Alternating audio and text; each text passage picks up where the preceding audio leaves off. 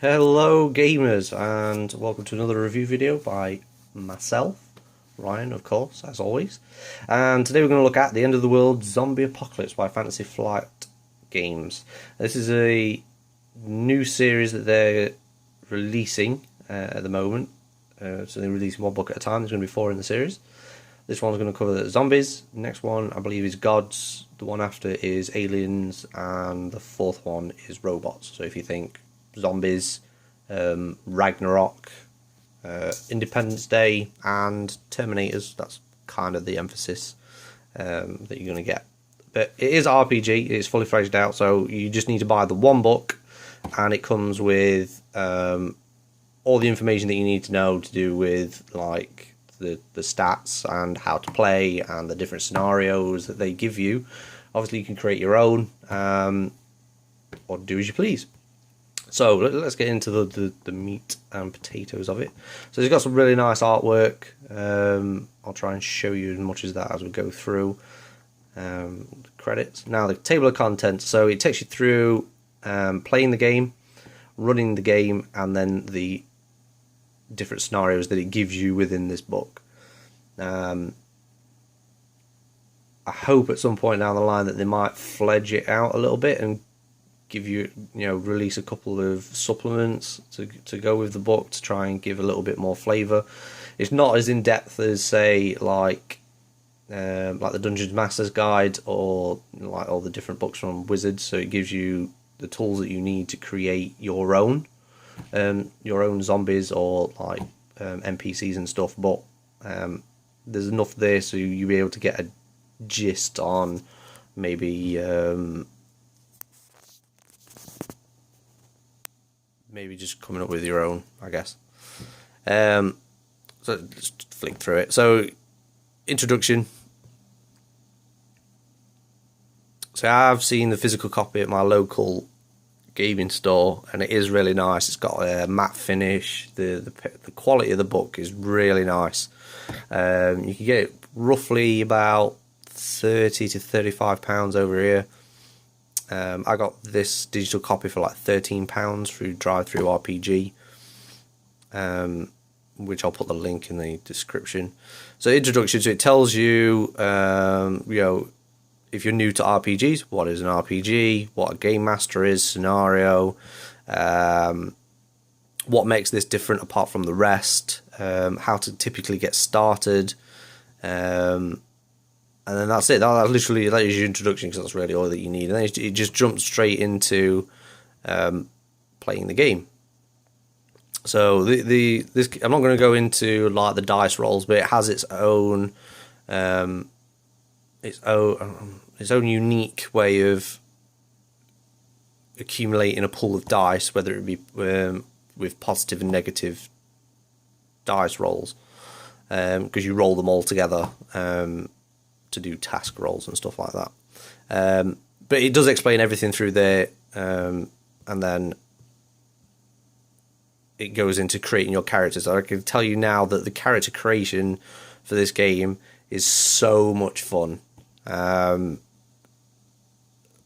think that me and a couple of friends spent an hour, 2 hours. It was me GMing and then those two playing. So there's only 2 of them, and they spent an hour and a half doing the character creation, and it's just it has like a really nice feel about it. It becomes less of a task, and it adds to the enjoyment of the game. So this takes you through everything from applying positive and negative traits to what you need to do to apply your ability scores, how stress, death, and traumas go into the game. Death is obviously, your character dies, but stress and traumas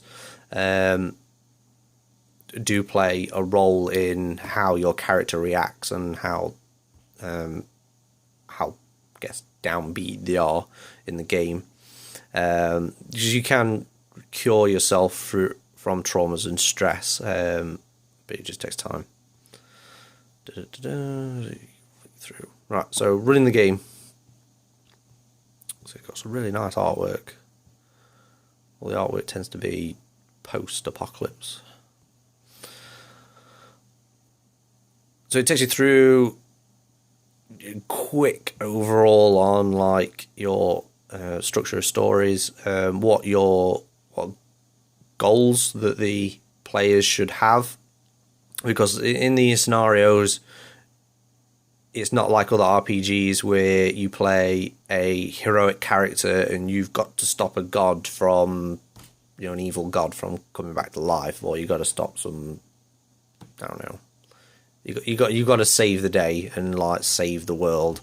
This isn't about saving the world. You're typically playing yourself, or you will be playing yourself, and the main aim of this is to survive, and it's how long you do survive, because you only have the things on you at the time when you play.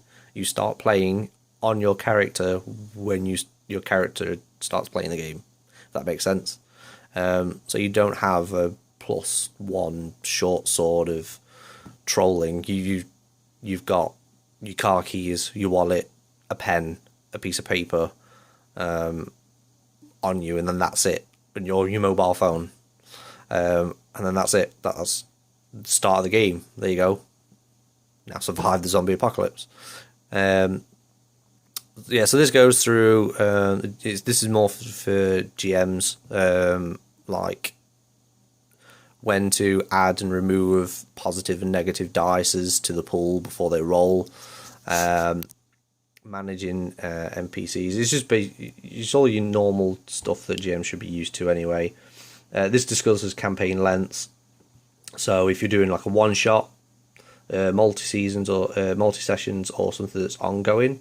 So if you've got a group that can't be together once a week, every week, you could just do a one shot, and then you could just throw loads of zombies at them,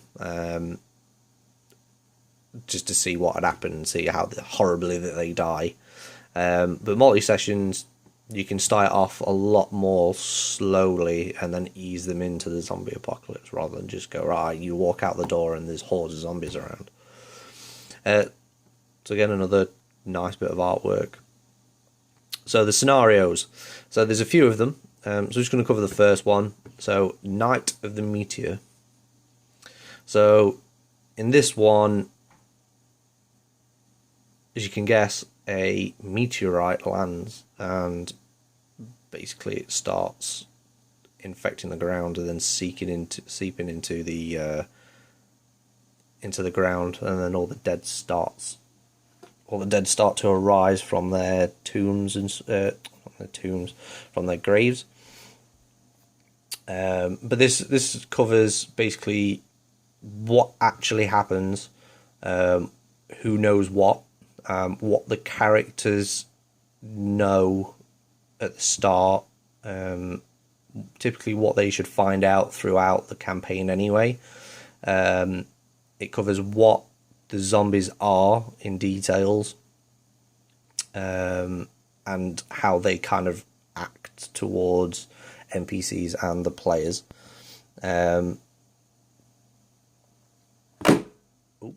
It also covers how to kill them, because depending on what scenario, depends on how you can kill them. But rule of thumb is destroy the brain, kill the zombie.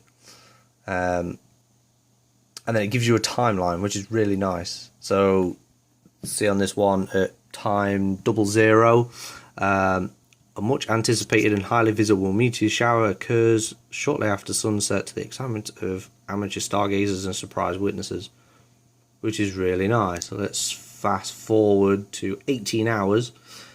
Medical official records the first official confirmed case of a reanimated human corpse. Scrap that down to day 20. The federal government declares martial law. Let's go to 2 years later. EDEN publicly announces it's working to develop a solution for the ghoul problem, although the initial announcement receives little attention, partly because there are very few media outlets remaining. So it does give you a range from 0 to 4 years later. So depending on your length of campaign, new things tend to happen. Will happen, and you can work that into your campaign. And then it gives you a few sections on if your guys come across a farm, or if you want to throw a farm in there, or if your guys come, if you want to give them if you want to throw some rats at them, and it gives you a few events and encounters to do with that.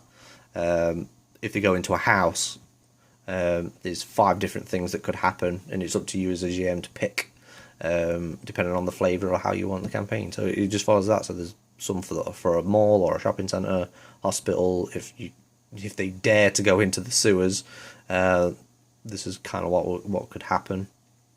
And then the artwork's really nice. So you got a ghoul dog, ghoul rat swarm, and a ghoul horse. So stay away from farms. So it gives you a few things that you can come across. So you get these in each of the scenarios. You could use other enemies and stuff from other scenarios if they fit your campaign. Typically that's what I'm doing, just to add a more variety, because at the minute in this one you see there's only 4, but if you want to add something to make it more special or make it unique to your campaign, then feel free to do so. It's your game. So that's the apocalypse for that scenario. But then you have the post-apocalypse, so Night of the Meteor. So this is what you can see. It says here post-apocalypse. So this happens after the apocalypse. So when the world is literally destroyed or under the rule of a evil corporation type of thing.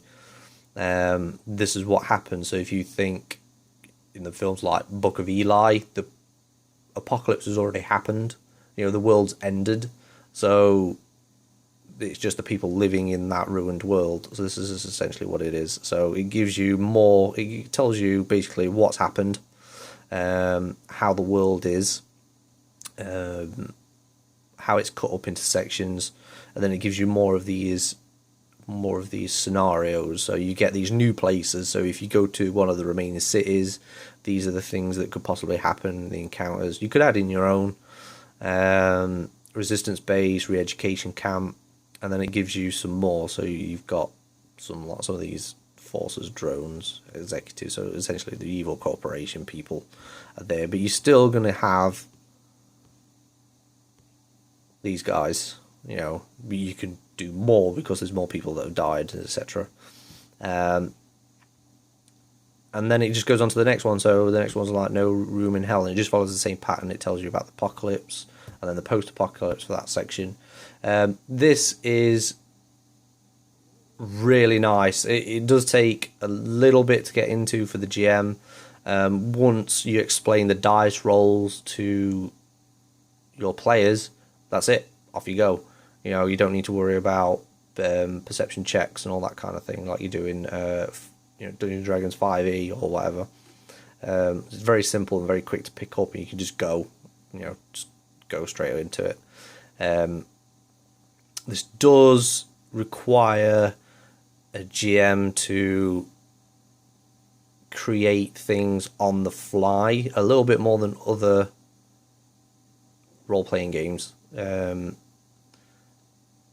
So for myself, I tend to plan sections down and then add things in as we go along, because you can't plan ahead of time, especially if you're playing in the city that you're living in and somebody knows their way around the city more than what you do.